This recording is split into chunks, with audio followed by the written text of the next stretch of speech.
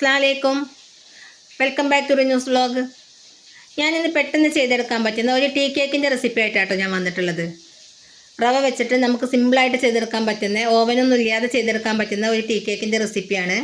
നല്ല സോഫ്റ്റ് ആയിട്ടുള്ള ഒരു ടീ കേക്കാണ്. കണ്ടില്ലേ, കുട്ടികൾക്കൊക്കെ ഒരുപാട് ഇഷ്ടപ്പെടും. അപ്പോൾ ഇതെങ്ങനെയാണ് ചെയ്തെടുക്കണമെന്ന് നോക്കാം. അതിനായിട്ട് ഞാനിതേ 1 കപ്പ് റവ എടുത്തിട്ടുണ്ടായിരുന്നു. ഞാൻ വറുക്കാത്ത റവയാണ് എൻ്റെ കയ്യിലുണ്ടായിരുന്നത്, അപ്പോൾ അതാണ് എടുത്തിട്ടുള്ളത്. അപ്പോൾ ഇനി നന്നായിട്ട് തന്നെ ഇതൊന്ന് പൊടിച്ചെടുക്കാം. ഒരു മിക്സർ ജാറിലേക്ക് ഇട്ട് കൊടുത്ത് നന്നായിട്ട് തന്നെ ഇതൊന്ന് പൊടിച്ചെടുക്കാം. അപ്പോൾ അതേ ഞാൻ നന്നായിട്ട് തന്നെ പൊടിച്ചെടുത്തിട്ടുണ്ട് കേട്ടോ. നല്ല ഫൈനായിട്ട് തന്നെ നമ്മളിത് പൊടിച്ചെടുക്കണം. നിങ്ങളുടെ കയ്യിൽ വറുത്ത റവയാണെങ്കിലും കുഴപ്പമില്ല, നമുക്ക് വറുത്ത റവയായിട്ടും ഇത് ചെയ്തെടുക്കാം കേട്ടോ. ഇനി ഇതിലേക്ക് ആവശ്യത്തിനുള്ള 2 എഗ്ഗാണ് ഞാൻ ഇതിലേക്ക് പൊട്ടിച്ചൊഴിച്ച് കൊടുക്കുന്നത്. എഗ്ഗ് എപ്പോഴും നമ്മൾ റൂം ടെമ്പറേച്ചറിലുള്ള എഗ്ഗ് തന്നെ എടുക്കാൻ ശ്രദ്ധിക്കണം. ഇനി ഞാനിതിലേക്ക് ആവശ്യത്തിനുള്ള ഓയിലാണ് കേട്ടോ ഒഴിച്ചു കൊടുക്കുന്നത്. ഏകദേശം 1/4 കപ്പ് ഓയിൽ ഞാനിതിലേക്ക് ഒഴിച്ചു കൊടുക്കുന്നുണ്ട്. ഞാൻ സൺഫ്ലവർ ഓയിലാണ് എടുത്തിട്ടുള്ളത്. ഇനി ഞാനിതിലേക്ക് കട്ട തൈരാണ് കേട്ടോ, പുളി ഇല്ലാത്ത തൈരാണ് ഞാൻ എടുത്തിട്ടുള്ളത്. ഈ കപ്പ് എന്ന് വെച്ചിട്ടുണ്ടെങ്കിൽ നമുക്ക് 1/2 കപ്പിൻ്റെയും 1/4 കപ്പിൻ്റെയും ഇടയിലുണ്ടാവും ഒരു 1/3 എന്നുള്ള കപ്പ്. ആ കപ്പിനാണ് ഞാൻ എടുത്തിട്ടുള്ളത്. പിന്നെ ഞാൻ 1/4 കപ്പോളം, 1/2 കപ്പിൽ 1/4 ഭാഗം പഞ്ചസാരയാണ് ഞാൻ ഇതിലേക്ക് എടുത്തിട്ടുള്ളത്. പൊടിക്കാത്ത പഞ്ചസാരയാണ് കേട്ടോ ഞാൻ എടുത്തിട്ടുള്ളത്. പൊടിച്ചതാണെങ്കിൽ ഏകദേശം 1 കപ്പ് തന്നെ നമ്മളത് എടുക്കണം. ഇനി നമുക്ക് നന്നായിട്ട് തന്നെ ഒന്ന് അരച്ചെടുക്കാം. അപ്പോൾ കണ്ടില്ലേ, ഞാൻ നന്നായിട്ട് തന്നെ ഇത് അരച്ചെടുത്തിട്ടുണ്ട്.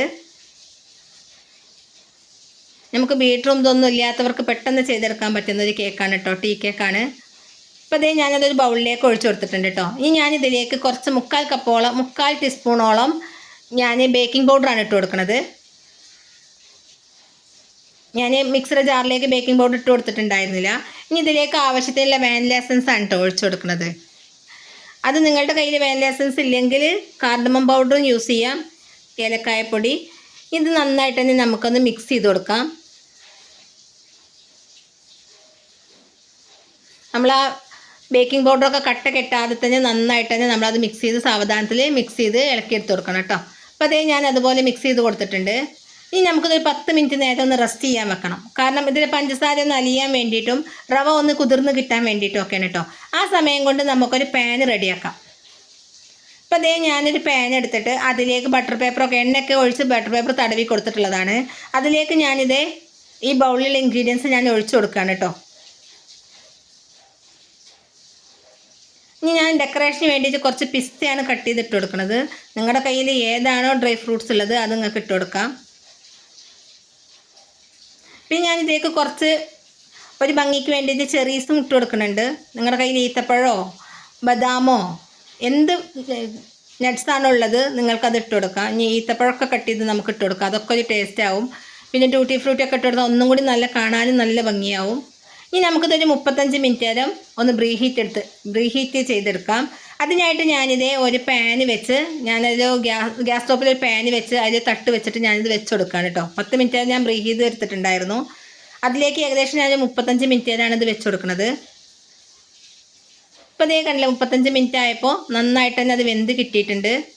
ഞാൻ എപ്പോഴും എൻ്റെ കേക്കിൻ്റെ റെസിപ്പിയൊക്കെ പറയുമ്പോൾ അതിൽ വേവിക്കുന്നത് കാണിക്കാറുണ്ട്. നമ്മൾ ഇത് കുത്തി നോക്കിയിട്ടുണ്ടെങ്കിൽ, സ്റ്റിക്ക് കുത്തി നോക്കിയാൽ അതിന് ഒട്ടിപ്പിടിക്കാതിരിക്കലാണ് കേട്ടോ. അപ്പോൾ കണ്ടേ നന്നായിട്ട് തന്നെ അടിയൊന്നും കരിഞ്ഞ് കിട്ടാതെ നമുക്ക് അടിപൊളിയായിട്ട് തന്നെ നമുക്ക് ഈ ടീ കേക്ക് കിട്ടിയിട്ടുണ്ട്. നമുക്ക് പെട്ടെന്ന് തന്നെ കുട്ടികൾക്കൊക്കെ ഈവനിങ്ങിലൊക്കെ കഴിക്കാൻ കൊടുക്കാൻ പറ്റുന്ന ഒരു ടീ കേക്കാണ്.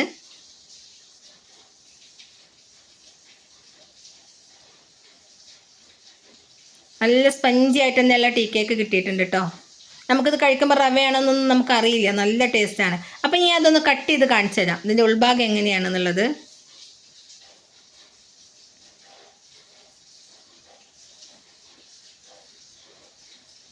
കണ്ടില്ലേ, നല്ല സ്പഞ്ചായിട്ട് തന്നെ വന്നിട്ടുണ്ട്. സൈഡൊന്നും കരിയാണ്ട് നല്ല ഇതിൽ തന്നെ കിട്ടിയിട്ടുണ്ട്. അപ്പോൾ ഇത്രയേ ഉള്ളൂ എൻ്റെ വീഡിയോ. അപ്പോൾ എല്ലാവരും എൻ്റെ വീഡിയോ ഒന്ന് സബ് ചെയ്യണേ, ലൈക്ക് ചെയ്യണേ, വാച്ച് ചെയ്യണേ. Thank you for watching.